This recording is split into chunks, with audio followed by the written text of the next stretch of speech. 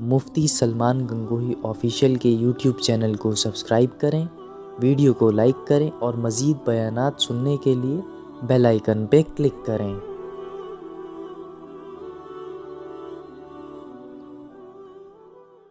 تعالی رب زدنی علما۔ محترم بزرگوں اور دوستو، اللہ تبارک و تعالیٰ کا احسان ہے کہ اللہ تبارک و تعالیٰ نے یہاں دین کی ایک شمع روشن کی ہے۔ اللہ تعالیٰ اس کی شعاؤں کو دور دور تک پہنچائے، اور آپ حضرات تھوڑی بہت جو خدمت کرتے ہیں، اللہ تعالیٰ ان کو آپ حضرات کو جزائے خیر عطا فرمائے۔ محترم بزرگوں اور دوستو، یہ علاقہ بہت ہی دینی اعتبار سے کہنا چاہیے کہ محنت کا محتاج ہے۔ ہم نے بڑوں سے سنا ہے کہ سن 47 میں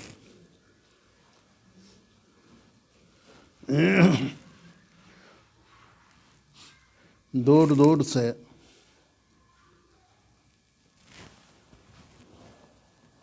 پنجاب سے اور دوسرے علاقوں سے گاڑیاں کی گاڑیاں بھر کر تاجیہ والا جو مشہور پل ہے وہاں لایا جاتا تھا، اور مسلمانوں کی لائن لگا دی جاتی تھی،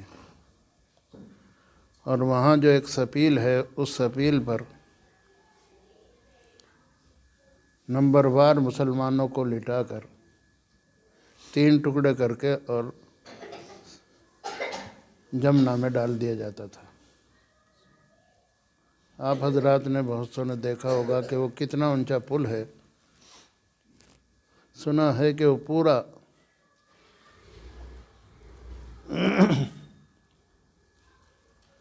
پل لاشوں سے بھر گیا تھا، اور بہت دیر تک وہاں سے خون آلود پانی بہا کرتا تھا۔ میں نے ایک صاحب سے معلوم کیا کہ اس وقت میں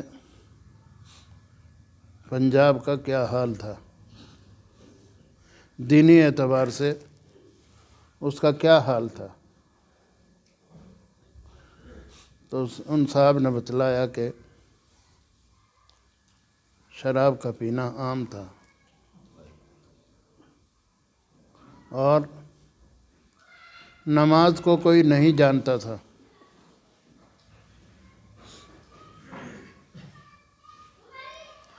اس وقت میں ایک شخص اپنے آپ کو بچانے کے لیے کچھ لوگوں کو پیچھے کھڑا کر کے نماز پڑھانے کھڑا ہوا۔ نیت جب باندھی تو اس نے کہا، ہاتھ باندھ لو بھائی، کوڈے ہو جاؤ بھائی، کھڑے ہو جاؤ بھائی۔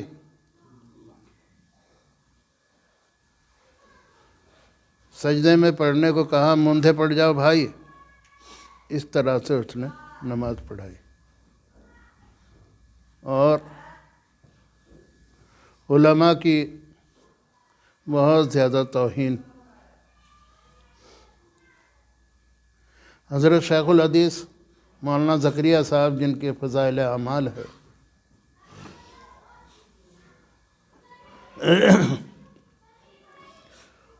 وہ ایک مرتبہ بیٹھے ہوئے کچھ سوچ رہے تھے۔ کسی نے سوال کیا کہ حضرت کیا سوچ رہے ہو؟ فرمایا، میں سوچ رہا کہ پنجاب کا اللہ ہی مالک ہے، حضرت مدنی ظلم پر ظلم برداشت کر رہے ہیں اور کچھ زبان سے نہیں بولتے ہیں، اللہ ہی خیر کرے۔ سنا اس زمانے میں حضرت مدنی رحمۃ اللہ علیہ کا سفر جب ہوتا تھا اور کہیں ٹرین رکتی تھی تو حضرت کے اوپر تھوکتے تھے لوگ، پٹائی کرتے تھے حضرت کی، اور حضرت کی جب پٹائی کرتے تھے تو حضرت کی دستار دور جا کر گرتی تھی، اور طرح طرح سے حضرت کو ستایا۔ اور حضرت فرماتے تھے کہ اگر کسی نے میری طرف سے ان اذیت دینے والوں کو کچھ کہا تو وہ میرا دوست نہیں بلکہ دشمن ہے۔ تو میں یہ سوچ رہا ہوں کہ پنجاب کی اللہ ہی خیر کرے کیا ہوگا۔ اس کے بعد سن 47 ہے۔ تو محترم بزرگ اور دوستو، اللہ کا شکر ہے کہ اللہ تبارک و تعالیٰ نے پھر سے یہاں دین کی شمع جلائی ہیں۔ اللہ تعالیٰ ان کو باقی رکھے اور اللہ تعالیٰ ان کی روشنی کو دور دور تک پھیلائے، اور اللہ تعالیٰ ہماری غلطیوں کو معاف فرمائے۔ محترم بزرگ اور دوستو، یہ قرآن و حدیث کی خدمت کوئی معمولی کام نہیں ہے۔ حضور اقدس صلی اللہ علیہ وسلم نے ارشاد فرمایا، خیرکم من تعلم القرآن وعلمہ، تم میں سے بہترین آدمی وہ ہے جو دین کو سیکھے اور دین کو دوسروں کو سکھلائے۔ قرآن پاک کو خود سیکھے اور دوسروں کو سکھلائے۔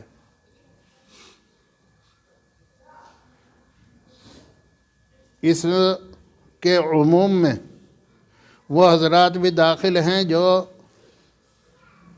ان طلباء کے بیٹھنے کا انتظام کرتے ہیں، وہ لوگ بھی داخل ہیں جو اساتذہ کی تنخواہوں کا انتظام کرتے ہیں، اس لیے کہ اساتذہ کو اگر تنخواہیں نہیں ملیں گی تو کوئی ان بچوں کو پڑھانے والا نہیں ہوگا۔ اگر ان کے پاس بیٹھنے کی جگہ نہیں ہوگی تو یہ کہاں بیٹھ کر پڑھیں گے؟ تو یہ سب کے سب جو نقل و حرکت ہے، یہ سب کے سب آپ حضرات سے اللہ تعالیٰ لے رہا ہے۔ اللہ تبارک و تعالیٰ آپ کو مبارک فرمائے۔ محترم بزرگ اور دوستو، اس کو چھوٹی خدمت نہ سمجھا جائے بلکہ بہت بڑی خدمت ہے۔ حضرت شیخ الحدیث صاحب نور اللہ مرقدہ فرمایا کرتے تھے کہ میں مدارس میں جھاڑو دینے کو بھی اپنے لیے فخر سمجھتا ہوں۔ حالانکہ 50 برس تک حضرت نے بخاری شریف پڑھائی ہے، لیکن اس کے باوجود فرمایا کرتے تھے کہ مدارس کے اندر، مکتبوں کے اندر جھاڑو دینے کو بھی میں اپنے لیے باعث غنیمت سمجھتا ہوں۔ محترم بزرگ اور دوستو، یہ کیوں سمجھتے تھے؟ اس لیے کہ شمائل ترمذی کی ایک شرح ہے، اس کے اندر لکھا ہے کہ جب مکتب میں پڑھنے والے بچے کو استاد بسم اللہ الرحمن الرحیم پڑھاتا ہے، جس کا ترجمہ یہ ہے کہ شروع کرتا ہوں میں اللہ کے نام کے ساتھ جو بڑا مہربان اور انتہائی رحم کرنے والا ہے، تو اس پڑھانے والے کی بھی مغفرت ہو جاتی ہے، اور اس کے بچے، جو بچہ پڑھ رہا ہے اس بچے کے والدین کی بھی مغفرت ہو جاتی ہے۔ اس لیے کہ اللہ تبارک و تعالی یہ فرماتے ہیں کہ جس کا بچہ مجھے رحمان اور رحیم کہہ کر پکار رہا ہے، میری ذات کو یہ گوارا نہیں کہ میں اس کے والدین کو عذاب دوں۔ ایک واقعہ لکھا ہے کہ ایک شخص کا انتقال ہوا، اس کی بیوی نے خواب میں دیکھا کہ اس کو باندھ رکھا ہے اور جہنم کے اندر اس کو داخل کر رکھا ہے اور اس کی سخت پٹائی ہو رہی ہے۔ صبح کو وہ عورت اٹھی اور ایک اس زمانے کے جو بزرگ تھے ان کے پاس پہنچی اور ان سے پورا اپنے شوہر کا قصہ سنایا۔ ان بزرگ نے فرمایا کہ اس کے نام سے کچھ صدقہ کر دو۔